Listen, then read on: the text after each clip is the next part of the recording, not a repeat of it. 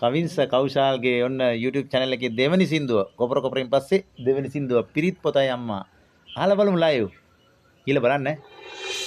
කවින්ස ශ්‍රී Lanka YouTube channel එකේ සින්දුව තියෙනවා. අපි අදහනවා.